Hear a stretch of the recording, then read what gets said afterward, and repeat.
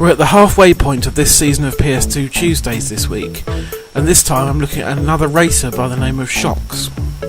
The EA Sports big range started with SSX right back when the PS2 launched, and since then there have been many other games in the series which all share a similar style. Each game in the series is high on action and thrills, and usually adds some twists to an established sport. We've had motocross action in Freakstyle, sled racing in Sledstorm, a mean game of basketball in NBA Street 1 and 2, a gangster rap flavoured fighting game of Def Jam Vendetta, and most recently NFL Street. Amongst all these games, Shox was released, and it gained very little fanfare and press compared to its series siblings. Is that because it's a bad game? No way. Shox is one of the best arcade races I've played in recent times, and now I will attempt to explain why. Imagine an arcade racer in the tradition of Ridge Racer or Sega Rally. Colourful, well-designed tracks and cars you can slam around corners with the greatest of ease. Shox has both of these things and much more. The vital sensation of speed that so many racing games crucially lack is present and correct, and even more importantly, the game is great fun to play.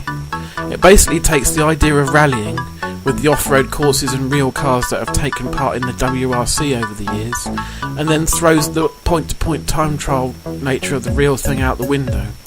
Races take place over 3 laps against a field of 5 other cars. There are 6 races in a particular class, and 4 classes to work your way through. Each progressive class has a more powerful selection of cars. The gimmick to this game is the Shox zone. There are 3 of these zones in each track, and when you enter one, a timer starts to tick down.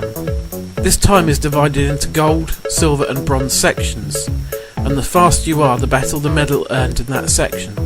Get a gold in all 3 Shox zones during one race and you activate the Shox wave, a bubble of air that travels around the track in front of you.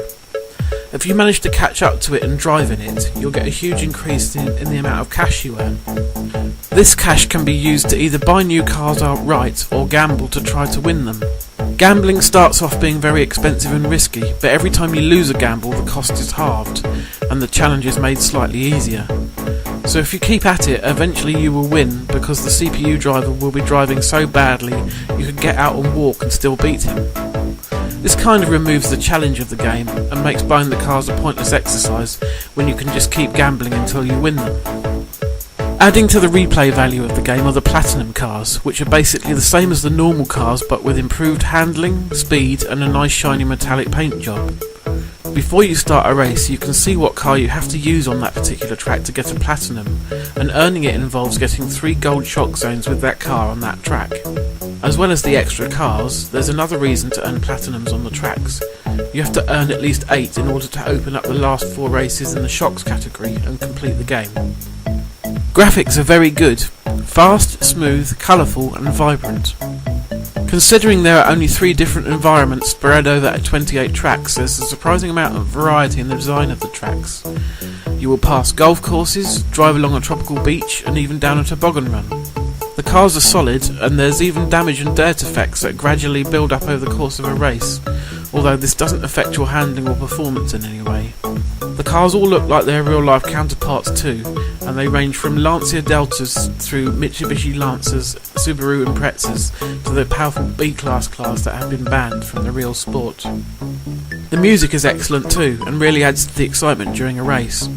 The style is dance music, which is very heavy on bass, and it dynamically changes when you enter or leave a Shox zone, kind of like the music in the SSX games, which changes depending on whether you are doing well or badly. The sound effects are nothing offensive or amazing, the usual range of engine noises and crunches when you inevitably hit something. The overall difficulty level is fairly low, as you can just keep trying a race until you manage to win.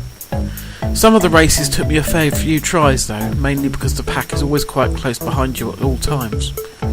One mistimed corner or collision on the last lap is enough to lose you the race, but you can restart at any point from the pause menu, and restarting is a quick process, thankfully. The platinum challenges do add an extra degree of difficulty if you feel like beating them all, but at the end of the day the game won't take you that long to beat. You will be having fun all the way through though, and that's what counts. You can find Shox very cheaply, i.e. for around £3, so it's extremely good value for money.